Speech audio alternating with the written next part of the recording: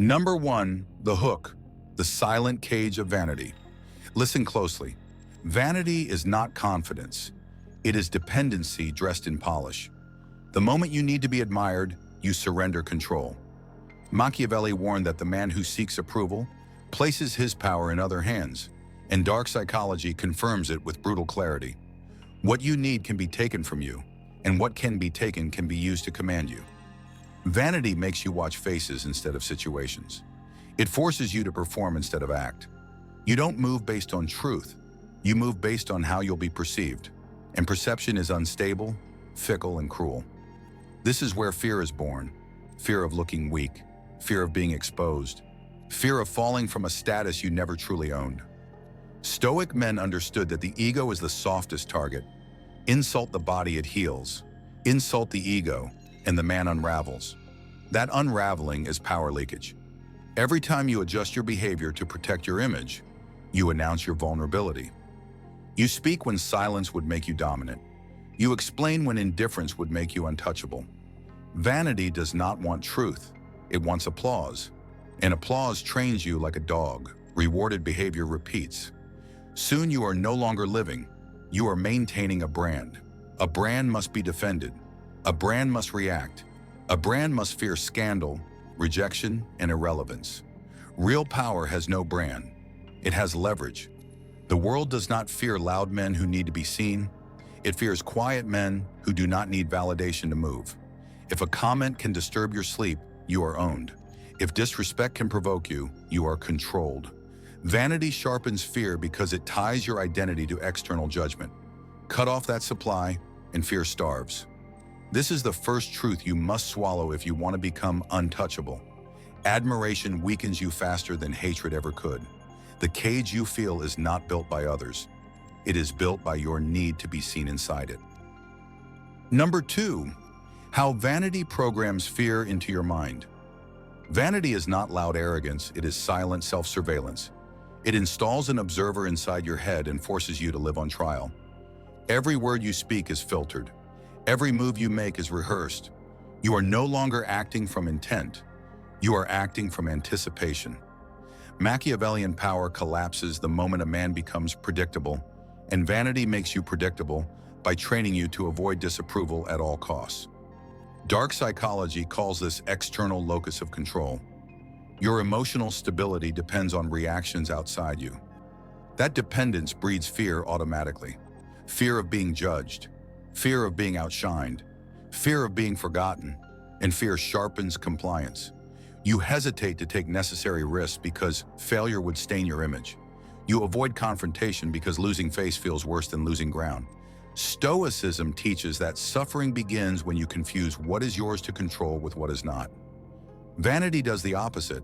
It ties your inner state to the most uncontrollable thing in existence, other people's opinions. Once that tie is formed, fear becomes your operating system. You start reading rooms instead of reading reality. You nod when you should stand firm. You laugh when you should stay cold. The worst part? You call this social intelligence. It is not intelligence. It is submission refined into elegance. Machiavelli would say you have learned how to please, not how to rule. And pleasing always has a master. Notice how easily you can be provoked when your status is questioned. Notice how quickly your chest tightens when respect feels threatened. That physical reaction is fear wearing the mask of pride. Vanity magnifies insults because it inflates the ego, and a big ego is a big target.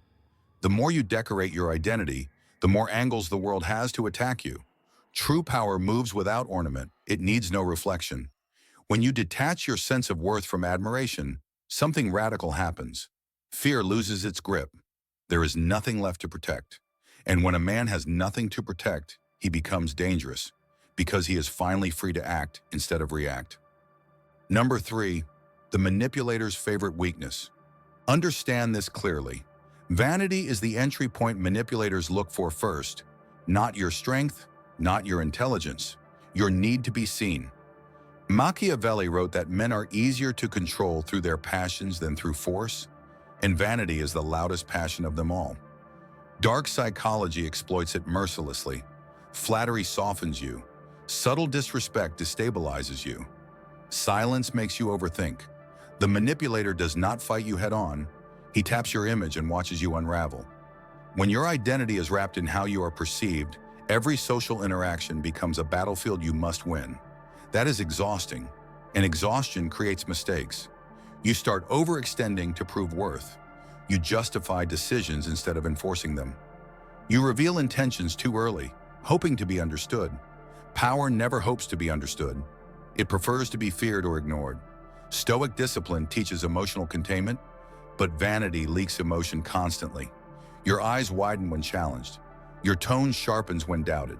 Your body betrays your insecurity before your mouth opens. To a trained observer, you are an open book, and open books are easy to rewrite. Notice how often you feel compelled to defend your reputation. That compulsion is not strength, it is vulnerability signaling. The man who must correct every misunderstanding is advertising his dependence on consensus. Machiavellian dominance comes from ambiguity. Let people guess. Let them misjudge. While they are busy forming opinions, you are forming outcomes. Vanity cannot tolerate being misread, so it rushes to clarify, and clarity gives away leverage. Dark psychology thrives on this exchange. Ego for control. You get a moment of validation. They get long-term influence. Break this pattern, and you break their hold. The untouchable man does not chase respect. He sets conditions where disrespect is irrelevant. He knows that if someone can manipulate his self-image, they can manipulate his actions. So he removes the hook entirely. No need to impress, no need to defend, no need to explain. When vanity dies, manipulation starves. Number 4, why image protection destroys power. Every time you protect your image, you sacrifice leverage. This is the trade vanity never tells you about. Power demands flexibility, image demands consistency. Machiavelli would choose effectiveness over appearance every time, because appearance is fragile and effectiveness compounds. Dark psychology exposes the trap. Once you are invested in how you look, you become allergic to anything that could make you look wrong.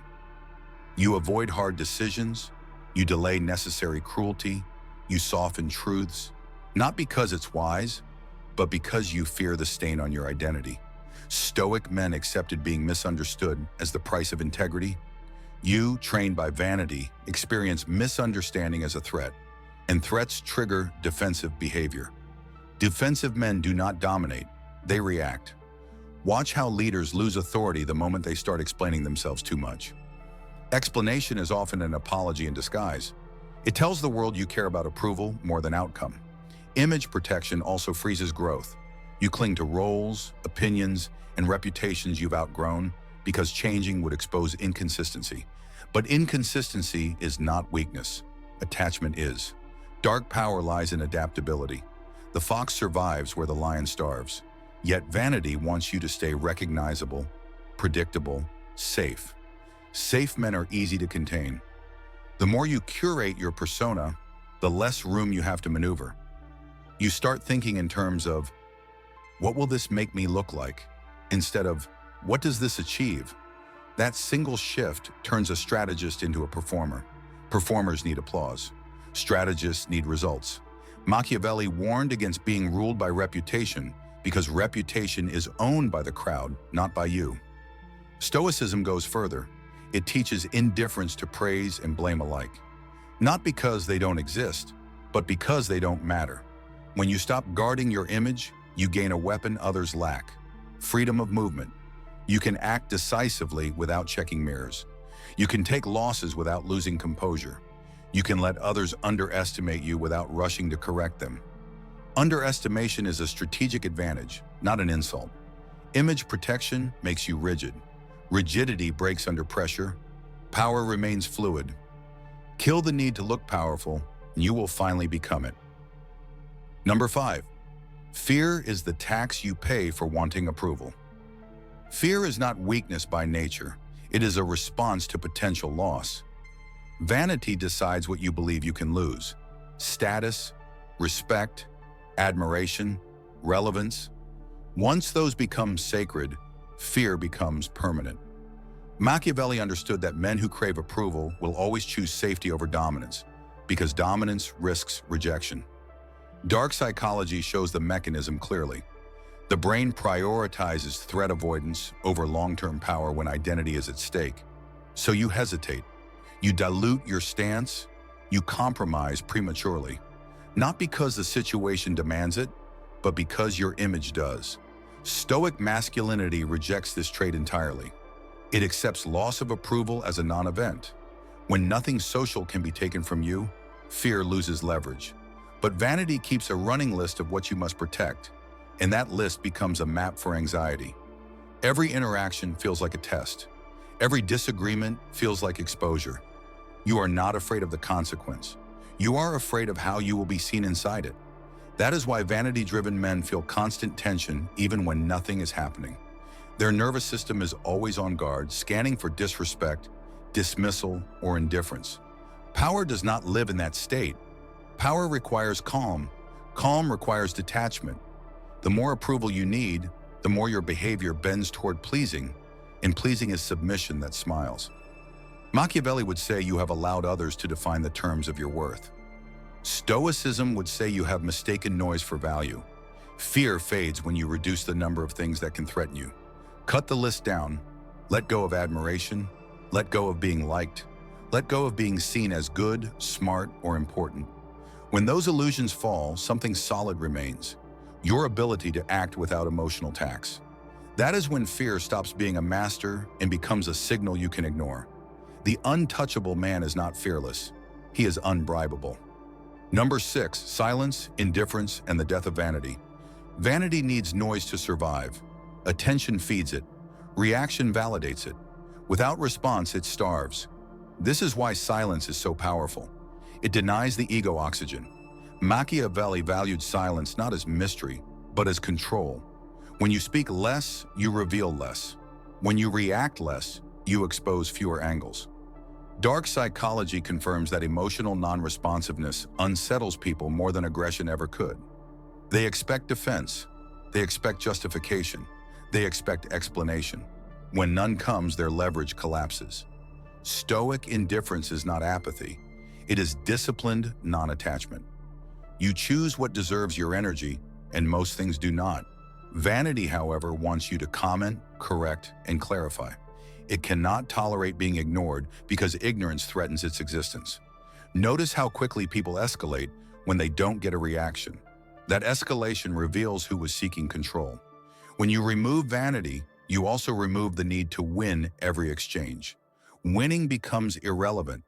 Outcomes become the focus. Silence allows others to project their assumptions while you remain unreadable. Unreadable men are difficult to manipulate because manipulation requires emotional hooks. Indifference cuts those hooks clean. This is not weakness, it is dominance without display.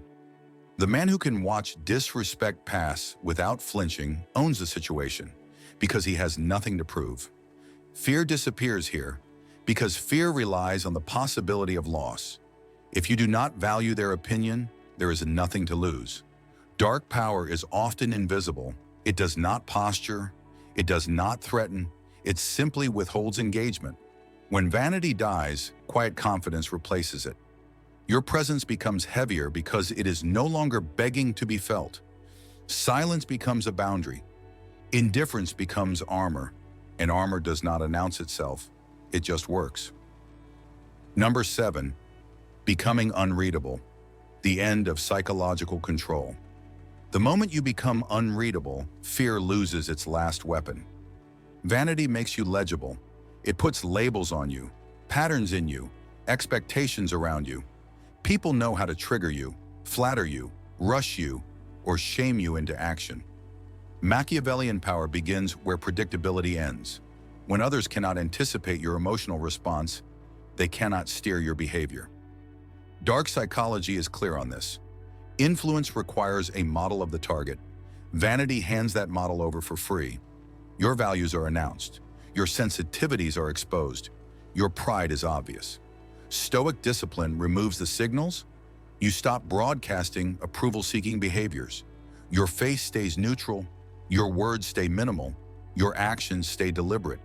This creates cognitive tension in others. They look for reactions and find none. They test boundaries and hit silence. That silence forces them to reveal themselves instead. While they talk, posture, and overplay, you collect information. Information is power. The unreadable man does not rush to be understood, because being misunderstood gives him room to maneuver. Fear disappears here because fear needs anticipation. When you are not emotionally invested in how you're perceived, there is nothing to anticipate, no image to protect, no role to maintain. You can change direction without explanation. You can withdraw without apology. You can strike without warning. This flexibility is terrifying to those who rely on social scripts. Vanity-bound men must stay consistent to remain accepted. You do not. You stay effective. Machiavelli would call this strategic obscurity. Stoicism would call it freedom from externals. Call it what it is: psychological sovereignty. When others cannot read you, they cannot play you. When they cannot play you, fear has nowhere to enter. You are no longer reacting inside their frame. You are operating outside it, and outside the frame, control collapses. Number 8, the cold discipline that replaces vanity. When vanity dies, discipline takes its place. Not motivation, not excitement. Discipline. Cold, quiet, uncelebrated. Vanity wants recognition for effort. Discipline demands results without applause. Machiavelli respected men who could act decisively without needing validation, because such men are not delayed by doubt or distracted by praise. Dark psychology shows that self-discipline rewires fear responses by removing emotional bargaining. You no longer ask, "How will this look?" You ask, "What must be done?" That question simplifies everything. Stoic masculinity is built on this internal command structure. You govern yourself so others don't have to. Without vanity, your standards become private. Your progress becomes silent. Your confidence becomes immovable because it is no longer inflated by attention or deflated by criticism.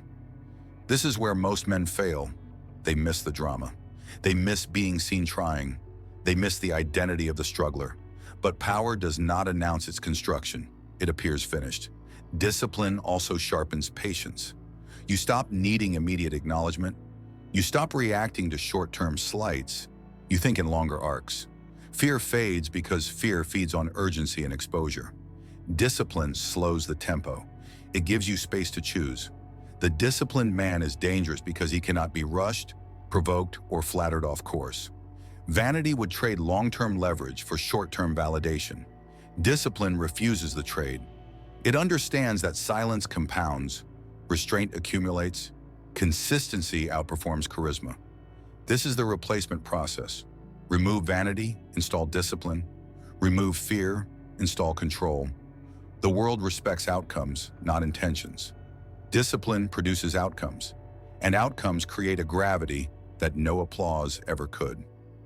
Number 9, power without witnesses. Here is the final test of your evolution. Can you operate without being seen? Vanity needs witnesses. Fear needs observers. Power does not. Machiavelli knew that the most decisive actions are often taken away from the stage, where no applause interferes and no reputation is at risk. Dark psychology confirms it. When there are no eyes on you, your behavior becomes purer, more ruthless, more efficient. Vanity collapses in private because there is no audience to reward it. That is why most men avoid solitude. Silence exposes how much of their identity depends on reaction. Stoic men sought solitude deliberately, not to escape the world, but to strip away performance. When you stop performing, fear weakens. There is no one to impress, no image to defend, no narrative to maintain. You act based on necessity alone. This is where real power is forged, quietly, repeatedly, without validation. You begin to value secrecy over recognition, progress over praise, results over reputation. The untouchable man builds leverage where no one is watching, so when he appears, the outcome is already decided. Fear cannot survive here because fear requires social consequence. In private discipline, consequence is self-governed. You either did the work or you didn't. No excuses, no audience sympathy. This is brutal honesty with yourself, and honesty is the enemy of fear. When you no longer need to be seen winning, you stop being afraid of losing in public. Vanity dies completely when you realize that the most powerful version of you is invisible, not ignored, untraceable. When power moves without witnesses, it cannot be challenged early, mocked prematurely, or sabotaged socially. It arrives fully formed, and when it arrives, explanations are unnecessary. Number 10. The untouchable man and the final truth. Now you see the pattern. Vanity builds prisons. Fear locks the doors. Approval hands the keys to anyone who knows how to twist it. The untouchable man burns that entire blueprint. Machiavelli would call him a master of outcomes. Dark psychology calls him impenetrable. Stoicism calls him free. He does not act to be admired. He does not act to avoid shame. He acts to achieve what others cannot imagine, unbound by expectation, undisturbed by opinion. His silence is a shield. His indifference is a weapon. His discipline is a lever that moves the world quietly, invisibly, relentlessly. Fear no longer dictates his choices because he no longer attaches his identity to anything outside himself. Every step is deliberate, every pause calculated, every action unprovoked by ego or vanity. The men who once whispered, mocked, or plotted against him now scramble to interpret what cannot be interpreted.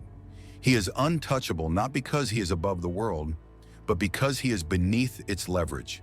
And this is the coldest truth of all. Power, once detached from vanity, is unstoppable. It requires no followers, no audience, no applause. It simply exists, and the world adjusts. Let this sink in. Stop seeking admiration. Stop guarding your image. Stop performing. Cut the cord, starve vanity, and watch fear dissolve. The man who does this becomes untouchable. The man who does this lives by rules no one else sees. And the man who does this, he cannot be owned. He cannot be manipulated. He cannot be stopped. Now, if you want to continue sharpening your mind, your strategy, and your dominance, like this video, subscribe, and turn on notifications. Every lesson you ignore is an opportunity surrendered, but the untouchable man never surrenders.